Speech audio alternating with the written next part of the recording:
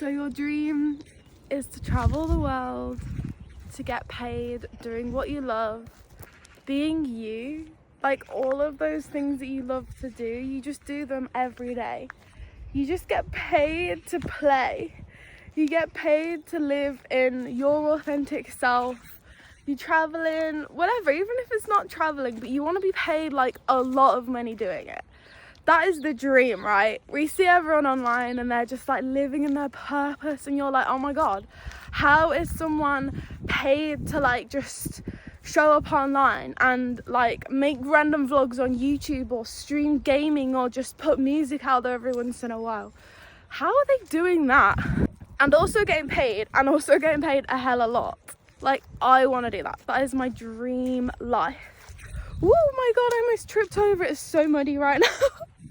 In England it's so sunny right now, but like it's still wet because it's still snowed. No, not snowed, sorry. It's still rained and everything. So here's the trouble with everyone, is that everyone can achieve their dream life. Everyone is capable of doing so. But the number one problem is that people don't let themselves. So you've got the rubber band. Everyone has this natural psychological rubber band. And it's currently like this.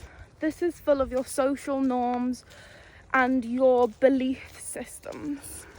Your psychological belief systems. And currently your psychological belief systems consist of things like, it's only possible to earn £5,000 a month. That's considered rich. Or maybe it's, I can't travel the world because I won't see my family, I won't see my friends, or everyone's doing it, or it'll be hard, right? I can't show up on YouTube and get paid to be me because there's so many people doing what I love, and therefore there's no room for me. This is your like a belief system currently, whether you realize it or not, okay? And if you do the shadow work, which we always talk about on here, when you start doing this shadow work, then you'll start to realize that these are your beliefs, even if they're not your conscious beliefs. On a subconscious level, your subconscious is keeping your elastic band this big. And what happens when you start to work towards those dreams and partially allow yourself, your rubber band begins to stretch a little bit, right? It will feel uncomfortable. And the thing is that a lot of us don't like discomfort. So what happens when we get to this point where it starts to feel uncomfortable? As the rubber band begins to stretch more and more out of your comfort zone, the discomfort either remains the same or it gets more so. And if you don't do the self-development inner work to stretch this rubber band to match your physical reality, a lot of people will stop and they'll give up because they can't sit in the discomfort of traveling the world and it being hard, of earning the extra income because of what people will say, because they think their family's going to disown them, or their family's going to want some money, or because they start getting loads of views and they don't know what to do with themselves and it's kind of uncomfortable. And without realizing it, because they're not doing the inner work to look inwards and truly do the shadow work, they subconsciously self-sabotage. But the true thing that we need to be doing is literally just allowing ourselves to achieve that dream life. Literally just allowing ourselves to sit in the discomfort through these kind of inner work practices, such as, right, so how do we actually allow ourselves? How do we actually stretch this rubber band without breaking it, without giving up? The problem here is that we don't allow ourselves to get in this uncomfortable situation. We don't allow ourselves to go towards the dream life and go all in because we're scared of failing, or we're scared of the discomfort, of something going wrong, of the anxiety. We haven't fully allowed ourselves, we haven't fully gone all in, which is why you hear about everyone talking about go all in. You really have to go all in, but you have to have the mindset You have to have done the work to have the mindset to allow yourself to go all in. Because if you just physically, with brute force, put in the effort and do the physical all in work, and your mind can't catch up, like your body's doing the work but your mind, it physically can't catch up, and then that's when the rubber band snaps. So you have to mentally allow yourself to go all in. And the biggest thing to do in shadow work and inner work in general, the thing that we are so scared of is feeling unsafe. Feeling unsafe, because anxiety is fear of the future, it's worry, it's fear of being unsafe. Something going wrong puts us in an unsafe position. If people start to dislike us because we now have loads of money, that is an unsafe situation in our minds. I say unsafe because this is all psychological limiting beliefs. We're not actually going to die, right? It's like a survival mechanism, like fight or flight is essentially what we're going in, rather than being in the rest and digest mode instead. So when you have loads of money, for example, you think it's unsafe, like something bad's gonna happen because all these bad things have happened before, so therefore how can this finally be a good thing that's happening to you? Again, I want to emphasize, these are all subconscious limiting beliefs that I trust those of you guys that have done the shadow work, you already know you have these beliefs. You thought you was an optimistic person. I thought I was an optimistic person. I thought, yeah, I know I can achieve my dream life. I know I can do this. But one of the biggest shadows that I brought up a while ago that was blocking me from literally getting paid to exist was my fear of money. Not fear of lack of money, but fear of too much money. I just had so many limiting beliefs around it, and I constantly found myself trying to dim myself down, trying to make out that I didn't have as much money as I had because I had a business at the time, constantly worried why I can't hit the next income level in this business, because well, I was worried that I can't hit the next income level. And then I'd go around telling my family, yeah, like they'd be like, oh yeah, she's like kind of rich, isn't she? And I'm like, no, like obviously I wasn't anyways, but it cringed me when people would try and make out that I had loads of money, and I'd literally turn around and be like, no, I don't, I have nothing, like it's not even doing that well. That is the kind of way that I was dimming myself down, because I was afraid of having loads of money, because I was afraid of what people were saying. Like I hated it when people would say, oh yeah, she's rich, but really, like there's a lot of people out there that don't have these limiting beliefs, and they would love for people to turn around and go, yeah, she's rich. Even if they weren't, they would turn around and be like, I'm gonna let you think that, like that's a great thing that you have about me, that's a great perception that you have of me. And I had this massive limiting belief. So inside of me I was thinking, yes, I want to get to the next income level, but subconsciously I was physically, mentally contracting every time I thought about having a lot of money. So it's always this subconscious belief, and it wasn't until I actually dissolved that shadow that those beliefs no longer come up. So therefore now it's uncapped, right? So you have to be getting safe because of the fact that everything is coming from a fear-based mindset of, I feel unsafe in this situation. Like me with the money, if I had loads of money, I felt unsafe. I felt like people would reject me, would look down on me, would get jealous of me, and then they would hurt me. That's the things that I was thinking at the time. And then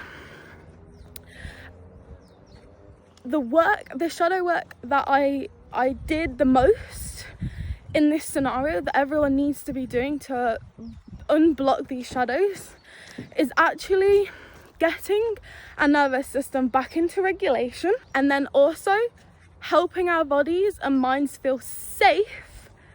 So allowing ourselves to get into the uncomfortable situation, to feel safe in those situations. So one of the coping mechanisms that I have talked about and talk about in Paid to Exist throughout the shadow work section is one of the biggest coping mechanisms that a lot of people can feel a lot of benefit from when they're trying to uncover different shadows, such as this shadow of the fear and letting yourself actually achieve that dream life and go for it, and allowing the rubber band to stretch and allowing yourself to get in the discomfort, is first of all you can, to feel safe, to allow that rubber band to stretch and to ease the discomfort, the mental discomfort, to get yourself out of the fight or flight mode when you're trying to stretch this rubber band so that you don't break it and make it ping back, is to literally tell your body in the moment, for example, putting your hand on your belly, on your chest,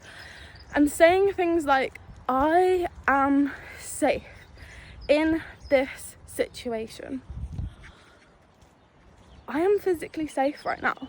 Nothing is going to happen to me. Here's an example. So I used to record videos like this with my surroundings, and there's people everywhere. There's people in their houses, there's people walking their dogs. I don't directly let people go by me because then they're like directly here, but I used to be so scared of people looking at me from the car park, and I would be so scared doing it. So what I did was, at the beginning of walks, or when I would feel scared of someone looking at me, like I'd see someone looking at me, or I'd just see someone in the distance, what I would do is just simply pause the video and regulate myself. But now I have this information now, what I would do, or what I could do, is simply put my hand on my, like I say, on your belly. I think it's like, I don't know why, but I feel like putting it on my solar plexus. I feel like there's a lot of worry in your belly. Between your belly button and your heart, I feel like this is the place. Your solar plexus area is where a lot of this fear comes from, or at least it was for me anyways. And I would say to myself, I am safe right now. A great nervous system regulation technique as well is doing the 5, 4, 3, 2, 1 technique, which is, I think, 5 things you can see, 4 things you can hear, 3 things you can touch, 2 things you can smell, and 1 thing you can taste. That gets your mind, your attention and your energy straight back into your body, straight back into your senses, instead of in your mind, in your anxiety. Because it's like, you know, when you go out and you record, you come back and you see the video and you're like, wow, that was such a beautiful situation. Like, I was on holiday, I was having, like, look at how beautiful the areas are, the good food I had. But then you're like, I don't remember it being like that. It's almost like when you look back on it, you have these rose-coloured glasses on your past self and you romanticize being there. But the truth is that the only reason you're now having this experience of how lovely it was is because you're relaxed at home watching it back. You're in your rest and digest mode. Whereas when you were there on the beach or eating the food, you were likely in that high brainwave state, so alpha, beta. You weren't relaxed, so you weren't actually in the moment enjoying it in your senses. So you didn't taste the food fully, you didn't see the beach fully, you didn't see nature fully until afterwards, because you were so distracted in your mind. So bringing yourself back to the safety and saying to yourself, so I am safe right now. If I'm looking around and people are looking at me, I am not going to die. What is the worst thing that's going to happen if someone is looking at me and maybe they think, oh, like, what's she doing? But then 2 minutes later, she ultimately forgets about it. They forget about it. What is the worst that could happen? Is someone going to call the police on me? And that's the thing I started telling myself, is physically just getting myself back into my body. Tell yourself you are safe, physically safe, because that is the thing that your body and your mind is the most scared of, is being unsafe. Anxiety comes from fear of the future, fear of the past. Worry is fear of the past. Depression is sadness and fear and worry as well. All of the things, they all relate to being unsafe. You're scared of something happening, or you're worried about something that happened in the past. And like, we're never in the present moment. And this is why we never allow ourselves to achieve that future and stretch that rubber band, because it feels uncomfortable, it feels unsafe. And when it's unsafe, we immediately revert back to here. It's why so many people, you know, when you hear those people and they're like, oh, I'm going to do this thing, I'm going to do this next thing, this next business, I'm going to start a business. And then months down the line, you're like, hey, did you do the thing? And they're like, oh no, something came up, oh I couldn't do it in the end, and you're like, oh okay, like it's because they keep going to do it. They put in the physical effort, but their mind hasn't caught up. Their mind isn't on the same alignment level. Their self-concept, their rubber band is not stretched enough, or they stretch it super fast with the physical, right, I'm just going to do it now, like it's my New Year's resolution, for example. I'm just going to do it. I'm just going to go to the gym every single day, and it's too fast, too much, too fast, and it just stretches and it things back because they haven't given themselves that psychological allowance. Like, they give themselves the physical allowance to move, but they haven't given their mind the allowance to just go for it and sit in the discomfort.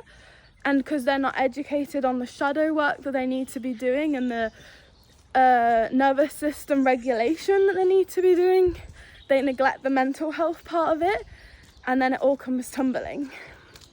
So I talk about all of this inside Pay to Exist. If you want to delve deeper into the shadow work aspect of achieving your dream life and getting paid to exist, then all of the shadow work and the self-concept work, the questions to ask yourself, the journal prompts, me revealing those shadows for you so that you're not spending forever trying to look deeper and then your mind's resisting because it doesn't want you to see those bad sides of you. Your ego doesn't want you to feel bad. That's everything that I'm doing inside Pay to Exist, inside the shadow work part, and that's half of the course. The other half is the light work course. So you get a whole 2 courses essentially inside the one. But yeah, so I hope this video helped you. Have a lovely, lovely day. I hope it's really sunny where you are right now because I'm loving this, even though it's February. And have a lovely day. I'll see you in the next one.